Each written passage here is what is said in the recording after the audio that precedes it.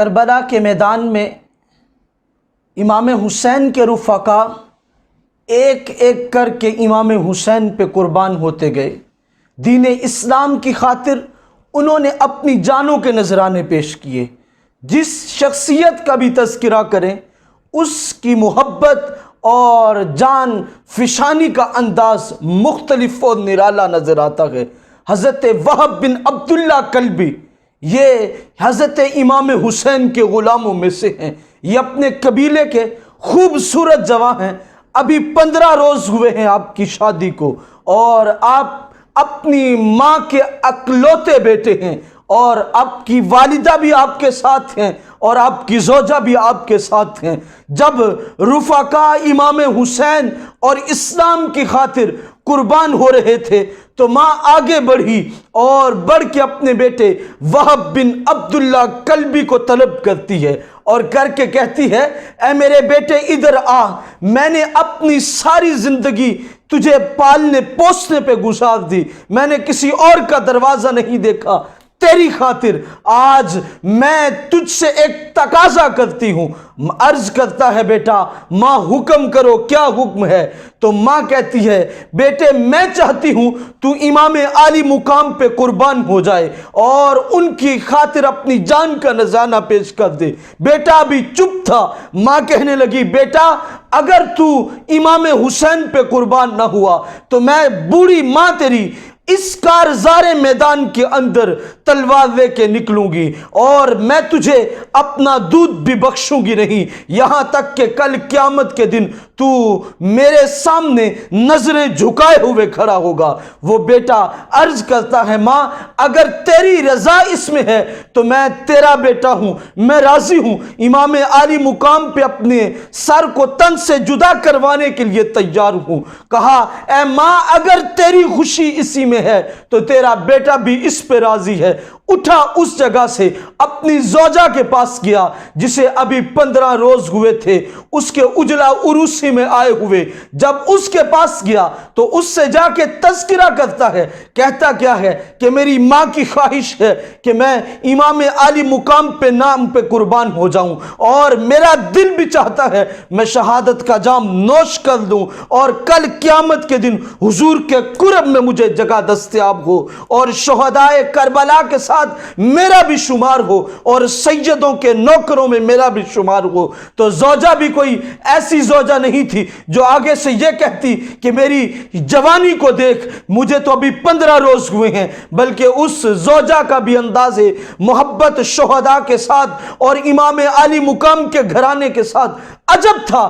بول کے کہنے لگی اے میرے سر کے تاج، اس سے بڑی سعادت کی بات کون ہے کہ میں اس کی زوجہ بنوں گی جس نے اپنا سر اس لیے کٹوایا تھا کہ وہ حق پہ تھا اور نواسہ رسول کے قدموں میں اپنا سر اس نے قربان کر دیا گیا، تو میرے لیے تو یہ بڑی سعادت کی بات ہوگی۔ ماں، بیٹا اور بیٹے کی زوجہ تینوں حضرت امام حسین کی بارگاہ میں حاضر ہوتے گئے، آ کے عرض کیا کرتے ہیں اے امام ہمیں اجازت دیجئے۔ ماں کہتی ہے میں اپنے بیٹے کو میدان میں بھیجنا چاہتی ہوں، زوجہ کہتی ہے میں اپنے سر کے تاج کو میدان میں بھیجنا چاہتی ہوں، آپ اجازت دیجئے۔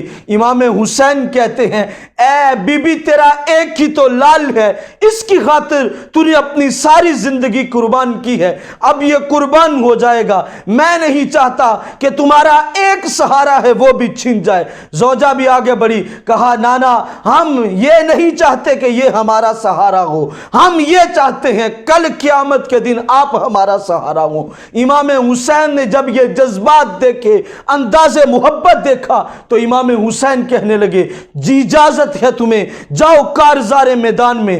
اب زوجہ اپنے خامد کو تیار کر رہی ہے، ماں اپنے بیٹے کو میدان میں تیار کر کے بھیج رہی ہے۔ یار پتا ہو اگر ماں کو کہ اس کے بیٹے کا جسم چھلی ہوگا اور اس کے جسم کے ٹکڑے ٹکڑے ہوں گے، کون ماں ہے اپنے لال کو یوں تیار کر کے سامنے ظالموں کے سامنے بھیج دے اور ایک شخص ہزاروں کے سامنے کھڑا ہو؟ یہ وہی مائیں تھیں جنہوں نے امام حسین کے ساتھ آل رسول کے ساتھ، اہل بیت کے ساتھ محبتوں کے نعتوں کو استوار کیا تھا، تیار کر کے کارزار میدان میں حضرت وہب بن عبداللہ کلبی کو بھیجا جاتا ہے۔ حضرت وہب بن عبداللہ کلبی میدان میں جاتے ہیں، للکار کرتے ہیں، حل من مبارز، حل من مبارز، کوئی ہے جو میرے مقابل آئے؟ تو آپس میں وہ گفتگو کرنے لگتے ہیں، یہ جوان کون سا ہے؟ اس کی جوانی خوبصورتی کا عجب ہی رنگ ہے، ہم نے اسے کبھی نہیں دیکھا۔ آپ کے مقابلے میں ایک شخص نکلا،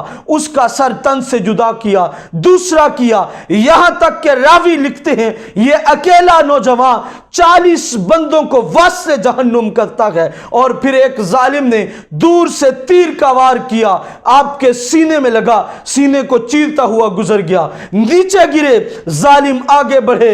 ابن سعد کہتا ہے اب وقت ہے اس کا سر تن سے جدا کر دو، جسم کے ٹکڑے ٹکڑے کر دو، اگر یہ دوبارہ اٹھ گیا تو یہ اکیلا تمہیں مٹا دے گا۔ ابن سعد کی بات سن کے ایک پورا جتھا ٹوٹ پڑتا ہے، کس پہ؟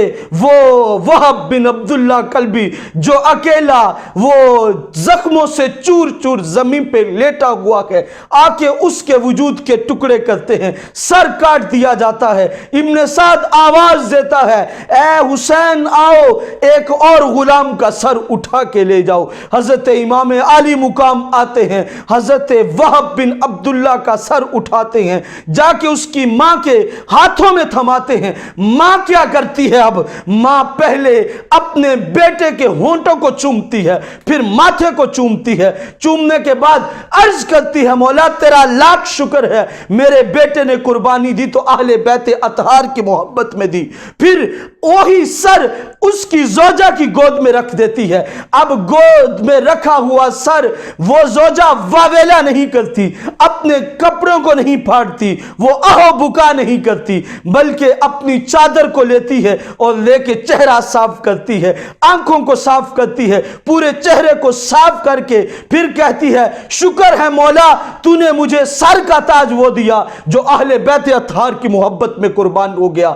دیکھیں حضور علیہ الصلوۃ والتسلیم کے خاندان سے حضور کے غلام کیسے پیار کرتے ہیں، یہاں تک کہ مرد تو مرد، عورتیں بھی اپنے لخت جگر قربان کرنے کے لیے تیار تھیں، یہاں تک کہ ازواج اپنے سہاگ قربان کرنے کو تیار تھیں، اپنے ہاتھوں سے تیار کر کے اس کربل کے میدان میں بھیجا۔ کیوں نہ بھیجتے؟ انہیں پتا تھا جو آج حسین کے قدموں سے چمٹ گیا اس کی دنیا بھی سنور جائے گی، آخرت بھی سنور جائے گی۔ یار مرنا تو سبھی نے ہے، لیکن حق یہ ہے کہ بندہ مرے اس انداز میں، دنیا سے جائے اس انداز میں، حضور بھی راضی ہو جائیں، حضور کی اہل بیت اطہار بھی راضی ہو جائے۔